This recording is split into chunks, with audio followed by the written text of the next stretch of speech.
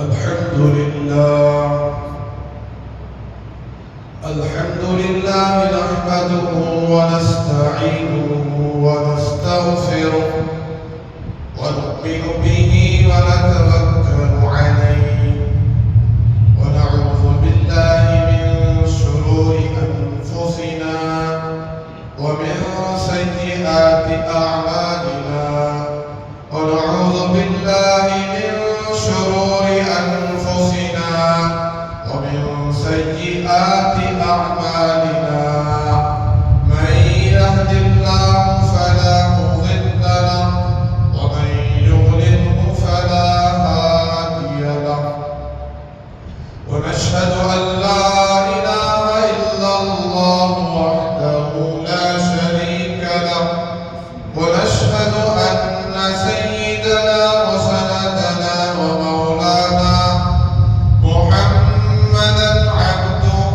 ورسوله أرسله بالحق بشيرا ونذيرا وداعيا إلى الله بإذنه وسراجا منيرا أما بعد فأعوذ بالله من الشيطان الرجيم بسم الله الرحمن الرحيم يا أيها الذين آمنوا كتب عليكم الصيام كما كتب على الذين من قبلكم لعلكم تتقون شهر رمضان الذي أنزل فيه القرآن هدى للناس وبينات من الهدى والفرقان وقال النبي صلى الله عليه وسلم للصائم فرحتان فرحة عند الفطر وفرحة عند لقاء ربه أو كما قال عليه الصلاة والسلام رب اشرح لي صدري ويسر لي أمري واحلل عقدة من لساني يفقهوا قولي سبحانك لا علم لنا إلا ما علمتنا إنك أنت العليم الحكيم رب زدني علما رب زدني علما رب زدني علما اللهم صل على سيدنا مولانا محمد في أول كلامنا اللهم بارك على سيدنا ومولانا محمد في أوسط كلامنا اللهم صل على سيدنا مولانا محمد في آخر كلامنا صدر محترم حاضرین مجلس معزز سامعین کرام بزرگوں دوستوں عزیز ساتھیوں اللہ تبارک و تعالی نے ہم جیسے کمزوروں پر گنہگاروں پر خطا کاروں پر اپنی بے پناہ رحمتوں کا برکتوں کا سعادتوں کا مقدس مہینہ چلا کر بہت ہی بڑا رحم اور کرم فرمایا ہے عظیم الشان مہینہ چل رہا ہے برکت والا مہینہ عظمتوں والا مہینہ رحمتوں والا مہینہ مغفرتوں اور سعادتوں والا مہینہ چل رہا ہے ہم اس عظیم الشان مہینے کے سایہ فکر میں جی رہے ہیں اللہ تبارک و تعالیٰ سے دعا فرمائیں اللہ تبارک و تعالیٰ ہم سب کو ایسے مقدس مہینوں کی بار بار سعادت سے اللہ مالا مال فرمائے اور ایسا مبارک مہینہ بار بار نصیب فرمائے آپ سب جانتے ہیں سرکار مدینہ حضرت محمد رسول اللہ صلی اللہ تعالی علیہ وسلم اس مبارک مہینے میں مقدس مہینے میں اپنی کمر مبارک کو مضبوطی کے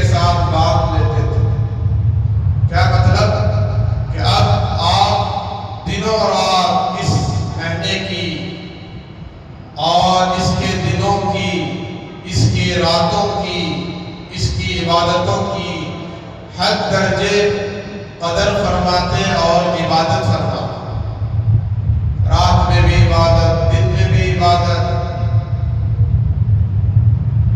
آپ اپنا بوریا بسترا لپیٹ کر رکھ دیتے تھے، اب سونے کا نام ہی ختم، سونے کا نمبر ہی ختم۔ اور آپ صحابہ سے فرماتے کہ اے میرے صحابہ، کبھی آپ ترکی خیمے کے اندر سے اپنا سر مبارک باہر نکال کر فرماتے، کبھی دوسرے خیموں کے اندر آپ بیٹھے رہتے، آپ نے اپنی مقدس پاکیزہ عمر مبارک میں 63 سال کی عمر میں 9 رمضان گزارے۔ کتنے رمضان؟ 9 رمضان المبارک آپ پائے ہیں۔ 9 رمضان کے 9 رمضان میں بھی آپ اس مہینے کی اتنی قدر فرمائی، آپ کی تقریباً 9 سالہ زندگی جو رمضان میں گزری ہے وہ سارا کا سارا اعتکاف میں گزری۔ پورا مہینہ آپ اعتکاف فرماتے۔ میں عرض کر رہا تھا ترکی خیمے سے آپ نے اپنا سر مبارک باہر نکال کر فرمایا کہ اے میرے صحابہ، یہاں جو میں بیٹھا ہوں اعتکاف میں، لیلۃ القدر کی تلاش میں بیٹھا ہوں۔ وہ سرکار کا، حضور کا پاک فرمان اخلاص سے جی ہزاروں گنا، لاکھوں گنا بے حساب جس میں اخلاص بھرا ہوا تھا، وہ جملہ یہاں تک نقل ہوتے ہوتے 1400 سال گزر گئے، کروڑوں لوگ تک پہنچا۔ تو اس مہینے میں تراویح بھی ہے، اس مہینے میں روزے بھی ہیں، اس مہینے میں راتوں کی عبادت بھی ہے، اور اس مہینے میں لیلۃ القدر کا قیام بھی ہے، تاخراتیں ہیں، اور شب قدر والی مقدس رات 1000 مہینوں سے بڑھ کر رات بھی اللہ نے طے فرمایا۔ تو حضور کا فرمان ہے میں لیلۃ القدر کی تلاش کے لیے یہاں بیٹھا ہوں۔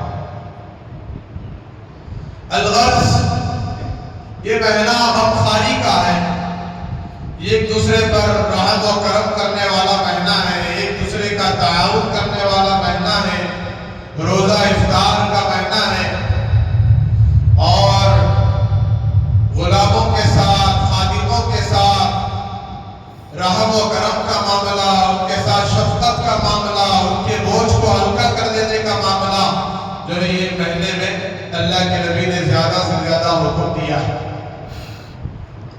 الغرض اس مہینے میں جو چند خصوصیات امت کو ملی ہیں وہ کسی اور امت کو نہیں ملی۔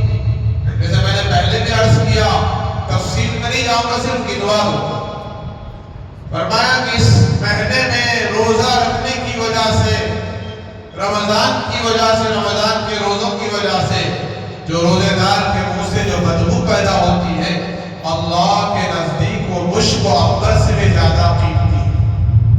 اس کے 3 معنی حضرت شیخ زکریا صاحب رحمۃ اللہ علیہ شیخ الحدیث فرماتے ہیں کہ اس کا ایک معنی یہ ہے کہ اللہ کے نزدیک یہ خوشبو مشک و عنبر سے، یہ بدبو مشک و عنبر سے زیادہ قیمتی ہے۔ ایک معنی تو یہ ہے، اور دوسرا معنی یہ ہے اللہ تبارک و تعالیٰ کل قیامت کے دن جب قبروں سے ہر روزے دار اٹھے گا تو اللہ اس کے منہ سے مشک و عنبر کی خوشبو جاری کر دے گا۔ جب وہ اپنی قبر سے اٹھ کر حشر کے میدان کی طرف جا رہا ہوگا تو اس کے منہ سے مشک و عنبر کی خوشبو آ رہی ہوگی۔ اب آپ اس کا الٹا بھی سمجھ سکتے ہیں، جو روزہ نہیں رکھے، روزہ خور تھے جی، اور رمضان میں بھی کھاتے پیتے تھے، ایسے یہ بد نصیب، بے نصیب لوگ جب اٹھیں گے ان کے منہ سے آگ کی لپٹیں نکل رہی ہوگی یا بدبو اور سڑان آ رہی ہوگی، جس سے لوگ سمجھ رہے ہوں گے کہ دنیا میں روزہ نہ رکھنے والے تھے۔ الغرض روزے داروں کے لیے جہاں اکرام ہے، عزت ہے، وہی نہ رکھنے والوں کے لیے بڑا عذاب بھی ہے، بڑی مصیبت بھی ہے، ان کے لیے سب سزائیں بھی ہیں۔ میں اس کو بھی انشاءاللہ کوشش کروں گا عرض کرنے کی۔ اور دوسری چیز سرکار مدینہ صلی اللہ علیہ وسلم نے فرمایا کہ میری امت کے لیے اس مہینے کی خصوصیت یہ ہے کہ اس مہینے میں سرکش شیاطین کو قید کر دیا جاتا ہے۔ اب سرکش سرکش شیاطین بند ہیں، قید ہیں، اللہ نے ان کو پورا مہینہ بند کر دیا. اسی لیے مسجدیں آباد ہیں، اللہ کے گھر آباد ہیں ماشاءاللہ. فجر کا جو اہتمام پورا سال نہیں کرنے والے، 11 مہینے نہیں کرنے والے، اس مہینے میں کر لیتے ہیں. اس مہینے میں ماشاءاللہ فجر کی نماز کا اہتمام، تکبیر اولیٰ کا اہتمام، سنتوں کا اہتمام، فجر کی اذان کے ساتھ آنے کا اہتمام جو کر رہے ہیں، وہ اسی شیاطین کے بند ہونے کی وجہ سے اللہ کا بڑا کرم ہے، اس لیے یہ حضرات آ رہے ہیں. لیکن افسوس کی بات، بہت درد و غم کی بات ہے، 10 روزے گزرنے نہیں پاتے کہ 11ویں دن، 12ویں دن یا پھر 9ویں دن، 10ویں دن جو تعداد مصلیوں کی شروع رمضان سے لے کر 8 رمضان تک، 9 رمضان تک، 10 رمضان تک جو مسجد بھری ہوئی تھی اور پوری صفیں مکمل ہو رہی تھی، اب ان صفوں میں کمی ہو گئی، مصلی کم ہوتے جا رہے ہیں. جو تعداد پہلے دن سے لے کر 8ویں دن تک تھی، اب وہ تعداد باقی نہیں رہی. تو اس کا مطلب یہ ہے کہ کیا شیاطین آزاد ہو گئے؟ کیا شیاطین کو اللہ نے سرکش شیطانوں کو چھوڑ دیا ہے کہ آپ ان لوگوں کو بہکائیں، گمراہ کریں؟ نہیں میرے بزرگوں، حدیث کی بات خدا کی عزت و جلالت کی قسم سچی ہے، پکی ہے، یہ بدل نہیں سکتی. لیکن یہ جو ہماری جو نحوستیں ہیں، سال کے 11 مہینے ہم نے جو سستی کی، غفلت کی، کاہلی کی اور اللہ کے حکم کے ساتھ بے پرواہی کی، فجر کی کوئی قدر نہیں کی، اس کی جو عادت جو ہمیں پڑی ہوئی تھی قضا کرنے کی، چھوڑنے کی، اسی عادت پر، اسی سستی پر پھر سے آ گئے. غفلت کا اثر. 8 دن 10 دن مشکل سے ہم نے فجر پڑھی، اب پھر سے جو قضا ہو رہی ہے، جن کی بھی قضا ہو رہی ہے، سب کی بات نہیں کر رہا ہوں، جن کی بھی قضا ہو رہی ہے وہ اپنی سستی سے مجبور ہے، کاہلی سے مجبور ہے، غفلت سے مجبور ہے. ان کو رمضان بھی جو ہے سدھار نہ سکتا، رمضان المبارک جیسا مقدس مہینہ بھی بدل نہ سکتا. یہ اپنے نفس کے پابند ہیں، نفس کے چوچلے پورے کر رہے ہیں، اور یہ اپنے نفس کی سنتے ہیں، خدا تعالیٰ کی نہیں سنتے. جی اللہ تبارک و تعالیٰ نے کچھ مقرب بندوں کو ایسی توفیق دے رکھی ہے ماشاءاللہ. جی ہمارے بڑوں سے میں نے سنا، وہ بھی کہتے ہیں اور ہمارے دلوں میں بات پیدا ہوتی ہے. کچھ لوگ ایسے ہیں جو مقرب بنتے ہیں، پورا سال نماز پڑھتے ہیں ماشاءاللہ، پورا سال فجر، پورا سال ظہر، عصر، مغرب، عشاء اللہ نے مقرر فرمایا ہے، اور پورے روزے رکھتے ہیں، پوری تراویح پڑھتے ہیں اور تلاوت کا، ذکر کا خوب اہتمام کرتے ہیں. لیکن کچھ بندے ایسے بھی ہیں بد نصیب، ان کو آپ لاکھ سمجھا لیں، لاکھ بیان کریں، لاکھ تقریر کریں، لاکھ نصیحت کریں، لاکھ احادیث بیان کریں، وہ ویسے ہی ہیں جیسے پہلے تھے. وہ روزہ نہیں رکھیں گے، آپ لاکھ بیان کر دیں. اللہ حفاظت کرے. میں سمجھتا ہوں جبرائیل علیہ السلام نے آ کر کہتے رمضان میں پورا مہینہ روزہ رکھنا ہے، تو پھر بھی نہیں رکھیں گے. نعوذ باللہ من ذالک. اللہ حفاظت کرے. یہ ایسے ہی کھاتے پھرتے پھریں گے اور رمضان کو ایسے ہی مذاق بنا کر چلیں گے پھر، اور پورا مہینہ گزار دیں گے، نمازوں میں نہیں آئیں گے. اور روزے داروں کا حال حضرت شیخ نے لکھا ہے، روزہ رکھنے والوں کا حال یہ ہے رمضان میں کہ وہ فجر کی نماز سحری کھا کے، کیا کھا کر؟ سحری کھا کر تھوڑی دیر آرام کرنے کے چکر میں فجر کی نماز قضا کر دیتے ہیں. تھوڑی دیر سو کے اٹھیں گے. 10 لازے اپنی ہے، 15 لازے ہے. جی ہمارے مولانا زکریا صاحب رحمۃ اللہ علیہ فرماتے تھے، وہ لیلینڈ گاڑی کی طرح یہ لوڈ کرتا ہے، اتنا کھاتا ہے کہ لیلینڈ گاڑی بھی اتنا لوڈ نہیں کرتی. اب تھوڑا جو ہے لیٹتا ہے، کیا کیسے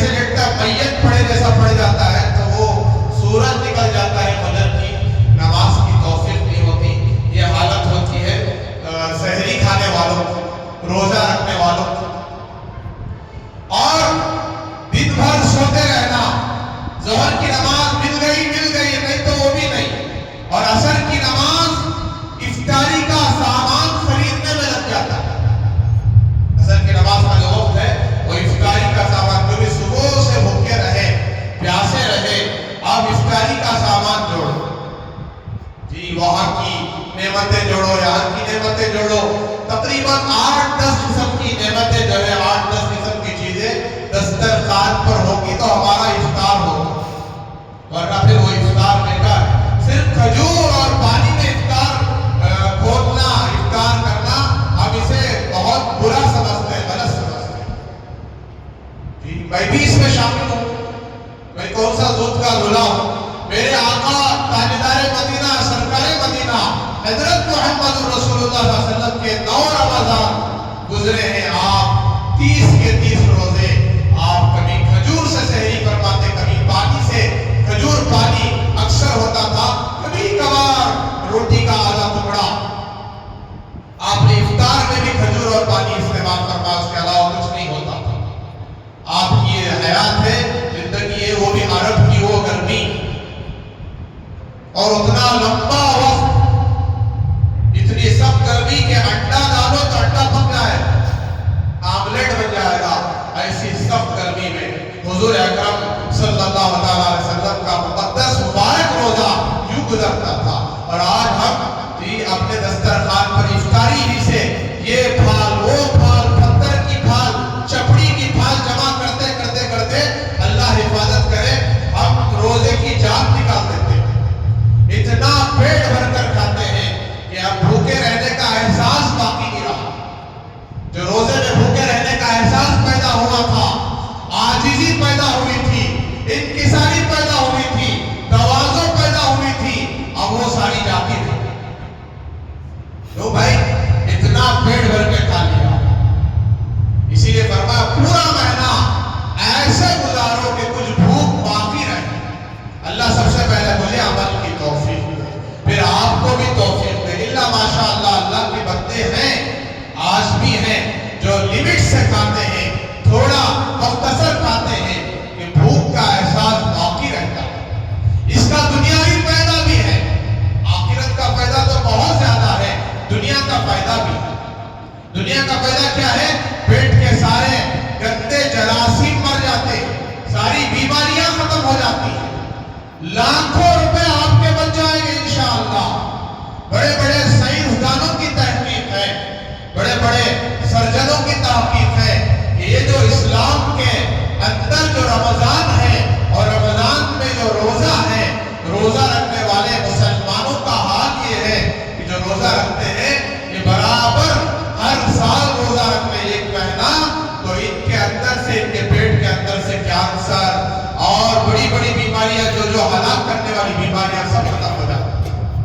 یہ بیماریاں پیدا نہیں ہوتی جو سال بھر کھانے کی وجہ سے، غذاؤں کی وجہ سے جو پیدا ہوئی تھی، وہ روزوں کی برکت سے پوری ہو جاتی ہے۔ اور آج بازار کی چیزیں اتنی جمع ہو گئی کہ آپ نے روزوں کا جنازہ نکالا، روزوں کا جو اثر تھا، روزوں کی جو طاقت تھی وہ ختم ہی ہو گئی۔ لہذا روزے کو روزے کی طرح رکھیں کہ روزہ رکھنے کا جو ہم نے بہت بڑا احسان کیا کر دیا کہ ہم اتنا پیٹ بھر کر کھائے کہ اب سستی پیدا ہو گئی، اب عبادت بھی نہیں ادا ہو رہی۔ اب دیکھو بہت ساروں کی تراویح چھوٹ رہی ہے، بہت سارے تو وہ ہیں جو 8 رکعت پڑھ کے چلے جاتے ہیں، 12 رکعت پڑھ کے چلے جاتے ہیں، 20 رکعت کی ہمت نہیں ہوتی۔ تو اللہ نے یہ انعام عطا فرمایا، اور میں نے عرض کیا کہ اللہ تبارک و تعالیٰ نے اس امت کے لیے بڑی بڑی نعمتیں عطا فرمائی، بڑے بڑے درجے عطا فرمائے، اور اس امت کے لیے جو خصوصی طور پر اللہ نے عطا فرمایا وہ یہ ہے کہ اللہ تبارک و تعالیٰ پہلے رمضان سے، شروع رمضان سے آخری رمضان تک تمام فرشتوں کو اس بات کا حکم دے دیا، اے فرشتوں، آسمانوں کے فرشتوں، عرش کے اٹھانے والے فرشتوں، اب تمہاری کوئی عبادت نہیں ہے، تمہارا کوئی ذکر نہیں ہے، تمہاری کوئی تلاوت نہیں ہے، تمہارا کوئی رکوع سجدہ نہیں ہے، اب صرف تمہارا ایک ہی کام ہے، تمہارا ایک ہی عمل ہے کہ روزے دار جب بھی میرے دربار میں ہاتھ اٹھا کر کوئی چیز مانگے، جب بھی مجھ سے سوال کرے، جب بھی دعا کرے، اس کی ہر دعا پر آمین کہو۔ کیا کہو؟ تمہاری یہی عبادت عرش کے اٹھانے والوں سے کہا گیا، عرش کو چھوڑ دو، تسبیح پڑھنا چھوڑ دو، سبحان اللہ کہنا چھوڑ دو، الحمدللہ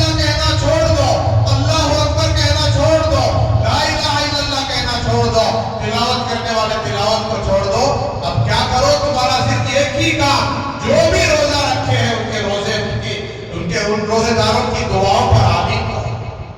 تو بتاؤ بھائی فرشتوں کے آمین پر کیا تردد ہے، کیا شک ہے کہ دعا ریجیکٹ ہو جائے؟ لیکن وہ روزہ جیسا روحانی اعتبار سے بھی روزہ ہو، جسمانی اعتبار سے بھی روزہ ہو، کہ روزے کی حالت میں اب اپنے آپ کو جھوٹ سے بچائے، غیبت سے بچائے، چاڑی چغلی سے بچائے۔ یہ رمضان، یہ قرآن کا مہینہ ہے۔ قرآن کی تلاوت کتنے لوگوں نے شروع فرمائی؟ رمضان ابھی 13واں روزہ چل رہا ہے نا، کتنا روزہ ہے؟ 13واں روزہ ہے۔ تو اب تک اس کے کتنے پارے ہوئے؟ قرآن کتنے لوگوں نے کھول کر دیکھا؟ یہ قرآن کا مہینہ ہے۔ قرآن اپنا پیغام پوری انسانیت کو سنا رہا۔ قرآن سے آپ ہر سوال کرے وہ جواب دے گا۔ ایک ایک چیز بیان کی گئی، اللہ کی بڑائی۔ قرآن سے آپ پوچھیں، اے قرآن تیرا رب کون ہے؟ اس کائنات کا رب کون ہے؟ قرآن جواب دے گا، اللہ الذی خلق السماوات والارض، اللہ ربنا کل شیء، کہ اللہ ہی ہے جو آسمان اور زمینوں کا رب ہے اور وہی پیدا کرنے والا ہے۔ آپ قرآن سے پوچھیں کہ ہمارے نبی کون جو ہمارے درمیان آئے، قیامت کی صبح تک نبی بنے ہیں، وہ نبی رسول کون؟ اور اس نبی کا تعارف کراؤ۔ تو میں نے قرآن سے پوچھا، اے قرآن میرے نبی کا چہرہ بتا، تو قرآن نے کہا والضحیٰ۔ میں نے قرآن سے پوچھا، اے قرآن میرے نبی کی زلفیں بتا، تو قرآن نے کہا واللیل اذا سجا۔ میں نے پوچھا، اے قرآن میرے نبی کے صفات بیان کر، قرآن نے جواب دیا بشیرا و نذیرا داعیا الی اللہ باذنہ وسراجا منیرا۔ میں نے قرآن سے پوچھا، اے قرآن میرے نبی کا سینہ بتا، قرآن نے کہا الم نشرح لک صدرک۔ میں نے قرآن سے پوچھا، اے قرآن میرے نبی کی بلندی اور رفعت بتا، تو قرآن نے کہا ما زاغ البصر وما طغى وقاب قوسین او ادنی۔ میں نے قرآن سے پوچھا، اے قرآن میرے نبی کے دانت بتا، قرآن نے کہا یاسین۔ میں نے پوچھا، اے قرآن میرے نبی کی نبوت بتا، قرآن نے کہا یا ایھا النبی۔ قرآن سے پوچھا، اے قرآن میرے نبی کی رسالت بتا، قرآن نے کہا یا ایھا الرسول۔ یہ قرآن گواہی دے رہا ہے۔ پھر میں نے قرآن سے کہا میرے نبی کی ختم نبوت بتا، قرآن نے کہا ما کان محمد ابا احد من رجالکم ولکن رسول اللہ وخاتم النبیین۔ میں نے قرآن سے پوچھا میرے نبی کی کملی بتا، قرآن نے کہا یا ایھا المزمل۔ پھر قرآن سے پوچھا میرے نبی کی چادر بتا، یا ایھا المدثر۔ میں نے قرآن سے پوچھا میرے نبی کا درود بتا، قرآن نے کہا ان اللہ وملائکتہ یصلون علی النبی یا ایھا الذین آمنوا صلوا علیہ وسلموا تسلیما۔ جب اتنا ڈیٹیل کے ساتھ قرآن نبی کا تعارف کرا رہا ہے اور نبی کی اطاعت بیان کر رہا ہے، میں نے قرآن سے پوچھا نبی کی اطاعت بتا، کہا کہ اطیعوا اللہ واطیعوا الرسول، اللہ کی اطاعت کرو ساتھ میں اللہ کے رسول کی اطاعت کرو۔ میں نے قرآن سے پوچھا، قرآن رسول اللہ کی فرما برداری بتا، کہ حضور کی ماننا کر کے کہاں لکھا ہے بتا، تو قرآن نے کہا ما آتاکم الرسول فخذوہ وما نہاکم عنہ فانتہوا۔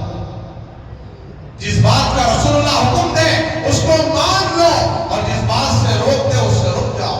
اتنے مسلمان رسول اللہ کی قدر کرتے ہیں، رسول اللہ کا حکم مانتے ہیں، رسول اللہ کی پیروی کرتے ہیں۔ قل ان کنتم تحبون اللہ فاتبعونی یحببکم اللہ۔ قرآن نے ٹائٹل دے دیا کہ اللہ کے محبوب بننا چاہتے ہو تو پہلے حضور کے محبوب بنو۔ حضور کے محبوب بننے کا طریقہ کیا ہے؟ حضور کا راستہ اختیار کرو، حضور کا طریقہ اختیار کرو، حضور کے اخلاق اختیار کرو، حضور کے عادتیں اختیار کرو، حضور کا طریقہ اختیار کرو، حضور کے پیچھے پیچھے چلو، حضور کی سنت پر عمل کرو۔ حضور جیسا چہرہ، حضور جیسا لباس، حضور جیسا چال ڈھال یہ اپناؤ۔ چنانچہ جناب محمد رسول اللہ صلی اللہ علیہ وسلم کا ذکر قرآن میں ہزاروں جگہ آیتوں کے ذریعے جی اور اشارات کے ذریعے کتنی جگہ ہے، لیکن میرے آقا کا حال کیا ہے رمضان میں؟ اللہ اکبر کبیرہ، پورا مہینہ آپ نے نیند کو طلاق دے دی، آپ سوتے نہیں تھے، ایسے گزارتے تھے کہ آپ مغفرت کے محتاج تھے۔ نعوذ باللہ، آپ عمل کریں گے تو پھر جو ہے آپ کی مغفرت ہوگی۔ اللہ تبارک و تعالیٰ نے آپ کے اگلے پچھلے سارے خطائیں معاف کر دیا، ساری خطائیں، لیکن پھر بھی آپ کی عبادت، آپ کہتے تھے ما عبدناک حق عبادتی وما عرفناک حق معرفتی، اے اللہ جیسے تیری عبادت کرنا تھا ایسے ہم نے عبادت نہیں کی، جیسے تجھے پہچاننا تھا ویسے نہیں پہچانا۔ کتنے صفات، پھر اتنا ہی نہیں، جو حضور کے رنگ میں رنگ گئے ان صحابہ کا بھی ذکر قرآن نے کیا، کہا اولئک هم المفلحون اولئک هم الراشدون، یہ کامیاب لوگ ہیں، یہ رشد و ہدایت والے لوگ ہیں۔ تو میں نے قرآن سے پوچھا، اے قرآن پورا مکمل ڈیٹیل نہ بتاؤ جی، پورا مکمل طور پر ایک وضاحت کے ساتھ بتاؤ۔ تو قرآن سے میں نے پوچھا، اے قرآن میرے نبی کے ابو بکر کا ذکر بتا، تو قرآن نے کہا والذی جاء بالصدق وصدق بہ، جی کہ حضرت ابو بکر صدیق رضی اللہ تعالیٰ عنہ کی تعریف، والذی جاء بالصدق وصدق بہ، قرآن کہہ رہا ہے کہ وہ ہستی جو سچائی کے ساتھ، صدق کے ساتھ، صداقت کے ساتھ حضور کی خدمت میں آئے، حضرت ابو بکر کا صدیق۔ میں نے جو پھر کہا ہے قرآن میرے نبی کے عمر کا ذکر بتا، تو قرآن نے کہا اشداء علی الکفار، عمر کون؟ جی اسلام کے دشمنوں پر سخت، اسلام سے نفرت کرنے والوں پر سخت، جو اسلام کو مٹانے آئے ہیں ان پر سخت۔ ایک زمانے میں عمر کون تھے؟ جی عمر سے زیادہ کٹر کافر کوئی نہیں تھا، جی نعوذ باللہ من ذالک، عمر سے زیادہ کٹر بے ایمان کوئی نہیں تھا، لیکن اسی قرآن سے عمر کو ہدایت ہوئی۔ عمر سے پہلے عمر کی بہن نے اسلام قبول کیا، فاطمہ بنت خطاب۔ دار الندوہ میں مکے کی تمام قریش والے مل کر فیصلہ کیا کہ آج محمد رسول اللہ کا خاتمہ ہی کرتے ہیں، اور ایک آدمی اگر خاتمہ کرتا ہے تو پھر اس کی سخت سزا ہوگی، اس کی سخت پکڑ ہوگی، بچ ہی نہیں سکتے۔ قریش بڑا معزز اور مقدس خاندان ہے، تو ایک کام کرتے ہیں ہر قبیلے کا ایک نوجوان مل کر قتل کرے، تو وہ اس قتل سے جو ہے وہ جب مارا جائے گا محمد صلی اللہ علیہ وسلم، پھر سارے قبیلے والوں سے بدلہ لینا مشکل ہے، پھر بھی وہ سارے قبیلے والے مل کر قتل نہیں کر سکے، بلا کے عمر فاروق جو کفر کی حالت میں جنہوں نے کہا کہ میں تیار ہوں محمد کا قتل کرنے کے، نعوذ باللہ من ذالک، حضور کے قتل کے لیے نکلے تھے، راستے میں حضرت سعد بن ابی وقاص رضی اللہ تعالیٰ عنہ مل گئے، اور حضرت سعد بن ابی وقاص رضی اللہ تعالیٰ عنہ نے ان کے غصے کی حالت کو دیکھ کر پوچھا عمر کہاں جا رہے ہو؟ تو کہا کہ محمد کا قتل کرنے جا رہا، نعوذ باللہ من ذالک، آگے قتل کرنے بعد میں جانا، پہلے اپنے گھر کی حالت، گھر کی خبر تو لینا کہ دیکھو تمہاری بہن بھی مسلمان ہو گئی ہے، بہنوں ہی بھی مسلمان ہو گئی۔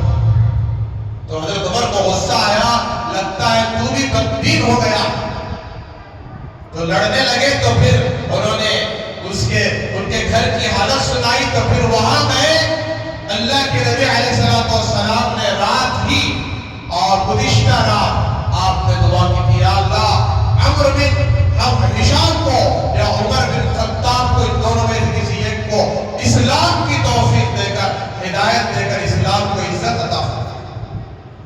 وہ دعا حضرت عمر فاروق کے حق میں قبول ہوئی تھی، وہ گئے، وہ حضرت خباب رضی اللہ تعالیٰ عنہ جی قرآن کی تلاوت کر رہے تھے اور قرآن سکھا رہے تھے، تو حضرت عمر کی آواز للکارنے والی، ایسی آواز جو شیر دھاڑتا ہے ایسی آواز تھی، اس آواز کو سن کر جلدی سے قرآن چھپا دیا، نسخہ چھپا دیا، ورق چھپا بہن بہنوئی چھپ گئے. الغرض عمر اندر آئے اور بہن سے مقابلہ ہوا، بہن کو مارا، چانٹا مارا، خون نکلنے لگا. اور عمر کی بہن نے کہا کہ عمر تم مجھے اسلام کی وجہ سے مارتے ہو جو حق مذہب ہے، صحیح مذہب ہے. اللہ کے نبی کی دعا کا اثر کہ بہن کو مارنے کے بعد دل نرم ہو گیا اور قرآن کی آیت انہوں نے سنی تھی سورہ طٰہٰ کی اور دل پگھل گیا. کہا کہ وہ نسخہ کیا تھا مجھے بھی دکھاؤ، وہ آیت مجھے بھی دکھاؤ. تو کہا ہے عمر تو ناپاک ہے، ناپاک ہاتھ اس کو چھو نہیں سکتے. تیرے دل میں نبی کی نفرت ہے، صحابہ کی نفرت ہے، تیرا دل پلید ہے، ناپاک ہے، ناپاک ہاتھ اس کو چھو نہیں سکتے. پہلے غسل چنانچہ غسل کرنے لگے اور عمر فاروق نے کہا ہے میری بہن تو بھی ایک لوٹا میرے سر پر سے ڈال دے تاکہ عمر پاک ہو جائے. تو ڈالتے ڈالتے کہا ہے اللہ ظاہر پر ڈالنا میرا کام ہے، باطن پر دل پر ڈالنا، دل کو دھونا تیرا کام ہے. تو حضرت عمر فاروق رضی اللہ تعالیٰ عنہ نے عرض کیا کہ وہ آیت مجھے بھی سناؤ. کہا کہ وہ آیت پڑھی اننی انا اللہ لا الہ الا انا فاعبدنی. تفصیل پہ جانے کا وقت نہیں ہے. تو حضرت عمر فاروق اللہ کے نبی کی خدمت میں جا رہے ہیں بڑی عاجزی و انکساری کے ساتھ، لیکن تلوار کے ہاتھ میں تھی. جس تلوار کو لے کر حضور کو قتل کرنے نکلے تھے وہ تلوار کی اپنے پاس کی. حضرت حمزہ نے دیکھا تو حیران، حضرت حمزہ کو جو ہے غصہ آیا کہ عمر کا ارادہ ٹھیک نہیں لگتا. تو اللہ کے نبی نے پوچھا مالک یا حمزہ یا عمی، میرے چچا کیا ہو گیا؟ تو اللہ کے نبی سے کہا کہ عمر تلوار لے کر آ رہا ہے، نمکی تلوار ہاتھ میں. تو ٹھیک ہے آنے دو، ارادہ اچھا ہے تو ٹھیک ہے، ورنہ اسی تلوار سے اس کی گردن قلم کر دیں گے. اور ایک روایت میں اللہ کے نبی نے فرمایا اے حمزہ ڈرنے کی بات نہیں ہے، عمر کفر کی حالت اور کفر کی تلوار بن کر نہیں آ رہا ہے بلکہ وہ محمد کی دعا بن کر آ رہا ہے صلی اللہ علیہ وسلم. تو حضور کی دعاؤں کا صدقہ ہے عمر فاروق کا مقام. الغرض میں نے عرض کیا حضور اکرم صلی اللہ علیہ وسلم نے کتنی ایسی باتیں، کتنے ایسے صفات کہ صحابہ کا ذکر قرآن، صحابہ حضور کے سچے عاشق. حضرت عثمان کا ذکر قرآن میں، قرآن سے پوچھا، قرآن نے کہا رحماء بینہم. یہ عثمان کے صفات ہیں. مسلمانوں میں ہمدردی، مسلمانوں میں پیار و محبت، مسلمانوں میں الفت، لڑائی نہیں، جھگڑا نہیں. اللہ حفاظت کرے ہمارے بہن لوگ کی. بات بات پر جھگڑا، رمضان میں بھی جھگڑے نہیں ختم ہوتے، رمضان میں بھی لڑائیاں، رمضان میں بھی گالیاں، ایک دوسرے سے لاکھ کا. حضرت عثمان غنی رضی اللہ تعالیٰ عنہ پر 40 دن تک مسلمانوں نے پانی بند کر دیا. بے ایمان نہیں، کافر مشرک نہیں، ہاں مسلمانوں کے لبادہ پہنے ہوئے منافق قسم کے لوگ تھے. 40 دن تک حضرت عثمان کو، امیر المومنین کو پانی نہیں دیا. جس دن شہید ہونے والے تھے اس دن ایک صاحب سے، ایک صحابی سے بلا کر کہا ادھر آؤ، ادھر آؤ، جناب محمد رسول اللہ صلی اللہ علیہ وسلم کو میں نے خواب میں دیکھا، اس کھڑکی میں مجھے نظر آئے. حضور اکرم صلی اللہ علیہ وسلم نے پوچھا اے عثمان میری امت نے تجھ پر 40 دن سے پانی بند کیا ہوا ہے، آؤ منہ کھولو، میں پانی ڈالتا ہوں، پانی پی لو. تو حضور اکرم صلی اللہ علیہ وسلم کے حکم کے مطابق انہوں نے پانی پیا، ان کا سینہ ٹھنڈا ہو گیا. 40 دن سے پانی نہیں پیے تھے، اللہ کے ذکر میں تھے، قرآن کی تلاوت میں تھے، 40 دن گزر گئے تھے پانی پی کر. تو کہا کہ آؤ عثمان نے پانی پلا. ایسا پاکیزہ پانی حضور نے پلایا. حضرت عثمان کہتے ہیں اس پانی کی ٹھنڈک میرے سینے میں پہنچی ہے، سینہ چھی کر دیکھ لو، ٹھنڈک تمہیں محسوس ہو جائے. تو صحابی نے سینے پر ہاتھ رکھ کر دیکھا، ٹھنڈک محسوس ہو رہی ہے.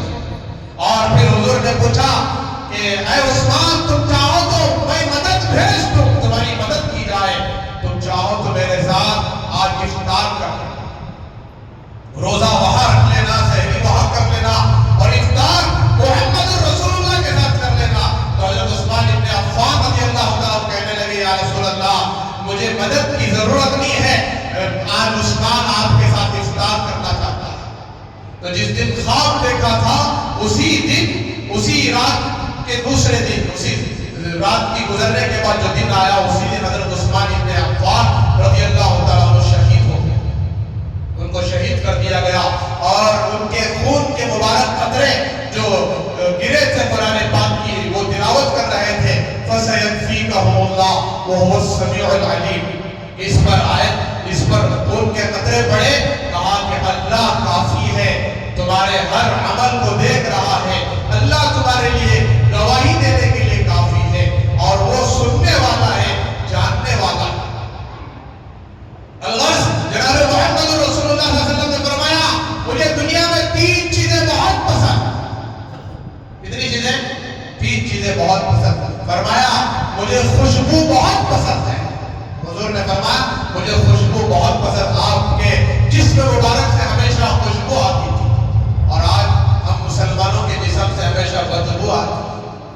نہ عطر کا اہتمام کرتے ہیں، نہ غسل کا ٹھیک سے اہتمام کرتے ہیں، نہ پاکی صفائی کا اہتمام ہے، اور اس کے اوپر سے ڈبل جو بدبو کے ذرائع ہمارے پاس ہیں، سگریٹ کی عادت۔ سگریٹ پینے والے کے منہ سے بدبو آتی ہے، خوشبو آتی ہے بھائی، بات پر گٹکا چٹکا کیسی عادت ہے جی۔ میں اتنا درد بیان کر رہا ہوں کہ مسلمان اللہ کا پاک نام لینے والا اس کی زبان سے، اس کے ہونٹ سے سگریٹ اچھی نہیں لگتی، یہ گندی چیز ہے، یہ ناپاک چیز ہے، اس کا کوئی فائدہ نہیں ہے، آپ اپنی صحت کو خراب کر رہے ہیں، اچھی چیز نہیں ہے یہ گٹکا، اچھی چیز نہیں ہے، آپ کو اللہ نے جو صحت دی اس کو تباہ کرنا ہے۔ حضور کے اس ایک فرمان پر ساری چیزیں آ گئی، خوشبو ہی خوشبو جی، باقی صفائی کا اہتمام، اور نشے سے بچے، شراب سے بچے، گندی چیزوں سے بچے۔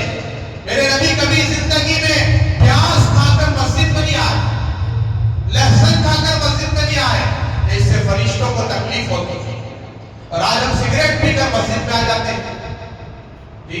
انڈونیشیا کی کچھ مسجدوں میں مسلمان بدبخت جی ممبر و محراب پر بیٹھ کر سگریٹ پیتے ہیں، اتنے بدبخت ہیں، اتنے بے دین ہیں، اسی لیے امت پر عذابات ہیں، امت پر عذابات ٹوٹے جا رہے ہیں۔ سود چھوڑنے تیار نہیں، شراب چھوڑنے تیار نہیں، جھوٹ چھوڑنے تیار نہیں، غیبت چھوڑنے تیار نہیں، حسد دل میں اتنا بھرا ہوا ہے، ایک مسلمان دوسرے مسلمان سے اتنا نہ جلے، اس کی ترقی سے اتنا نہ جلے۔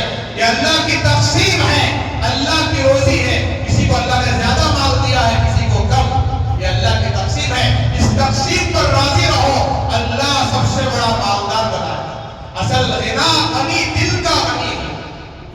میرے آقا نے پھر دوسری چیز فرمایا کہ مجھے نماز بہت پسند ہے، نماز میرے آنکھوں کی ٹھنڈک ہے، قرۃ عین فی الصلاۃ۔ حضور نے فرمایا کہ نماز میری آنکھوں کی ٹھنڈک ہے۔ آپ کی زندگی کا اکثر حصہ نماز میں گزرا، آپ کثرت سے نماز، دعوت و تبلیغ، آپ جیسا کوئی محنت کرنے والا کوئی نبی رسول نہیں آیا، آپ نے کتنی محنت کی، طائف کی کیا قربانیاں، احد کی کیا قربانیاں، خندق کی کیسی قربانیاں، مکے کی کیا قربانیاں ہیں، مدینے کی کیا قربانیاں ہیں۔ حضور کا وصال ہو رہا ہے، اور حضور کے گھر پہ جلانے کے لیے چراغ میں تیل ٹھیک سے نہیں ہے، چراغ جلانے کے لیے تیل نہیں ہے۔ حضور دنیا سے اس حالت میں گئے کہ اپنی پوری حیات میں 2 مرتبہ پیٹ بھر کر کھانا نہیں کھایا۔ آپ کی زندگی کا مقصد نماز، اور آپ دنیا سے جا رہے ہیں، آپ نے فرمایا اے امت نماز نماز۔ اور پھر تیسری چیز فرمایا میری بیویاں، میری عورتیں جو ہیں وہ مجھے بہت محبوب ہیں۔ یہ اس لیے کہا کہ عورتوں کی جو قربانیاں ہیں، ماں بنتی ہے تو ان کی قربانی ہے، بیٹی بنتی ہے تو قربانی ہے، اور ان کے مقام و مراتب ہیں، اور اللہ تبارک و تعالیٰ نے عورتوں کو جو مقام دیا ہے وہ حضور کے صدقے میں دیا ہے۔ حضور کے آنے سے پہلے عورتوں کا کیا مقام تھا، کیا گواہی تھی؟ تو یہ 3 باتیں حضور نے فرمایا، اس کی تفصیل انشاءاللہ آئندہ عرض کروں گا۔ اور پھر یہ سن کر حضرت ابوبکر صدیق بھی اس مجلس میں تھے، عمر فاروق بھی تھے، عثمان ابن عفان بھی تھے، علی ابن ابی طالب بھی تھے، اور جبرائیل بھی آ گئے، اور اللہ نے بھی کہا انشاءاللہ آئندہ کوشش کروں گا عرض کرنے کی۔ دعا فرمائیں اللہ تبارک و تعالیٰ ہم سب کو قرآن پاک کی قدر کرنے کی توفیق عطا فرمائے، رمضان کی قدردانی کی توفیق عطا فرمائے، روزوں کی قدر کی توفیق عطا فرمائے۔ گنے چنے روزے جتنے بھی باقی ہیں اس کو اہتمام سے رکھیں، تقوی طہارت کے ساتھ رکھیں، نمازوں کا اہتمام کریں، گناہوں سے اپنے آپ کو بچائیں، تقوی کے ساتھ روزہ رکھیں، اور تمام جتنے جی عبادتیں اللہ نے دیا ہے اس کو اہتمام کے ساتھ. آئندہ جمعہ 20واں روزہ ہوگا.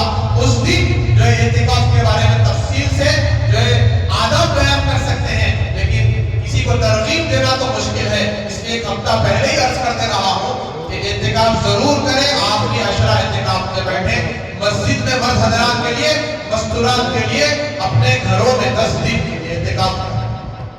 کتنے دن بھائی؟ 10 دن کا اعتکاف.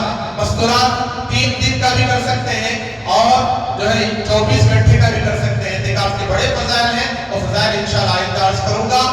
ہر محلے سے ایک مسلمان کم سے کم اعتکاف میں اس مسجد میں بیٹھنا واجب ہے، ورنہ سارا محلہ گنہگار ہوگا. اس لیے اعتکاف کا بہت بڑا اجر ہے. اللہ تبارک و تعالیٰ اس کی فضیلتیں بہت رکھے. اللہ کے نبی کی حدیثیں ہیں، انشاءاللہ آئندہ عرض کروں گا. کچھ اعلانات ہیں. 9ویں کلاس کے طلباء کے لیے دلچسپ موقع ہے. ہمارے ملک کی عظیم خلائی تنظیم اسرو 9ویں جماعت کے طلباء کے لیے مفت خلائی سائنس کی کانسر کا انعقاد کر رہا ہے. ہمارے ملک کے عظیم سائنسدانوں کی نگرانی میں سائنس سیکھنے کا سنہرا موقع. آج ادارہ درخواست ہے اپنے بچوں کو on line link per register کر کے اندراج کریں اور کلاس 19 مئی سے شروع ہوگی کلاسز اور 30 مئی کو ختم ہوگی. آخر میں جاتے ہوئے آپ تمام حضرات سے گزارش ہے، رمضان المبارک کے اخراجات دگنا ہو جاتے ہیں، ڈبل ٹربل ہو جاتے ہیں.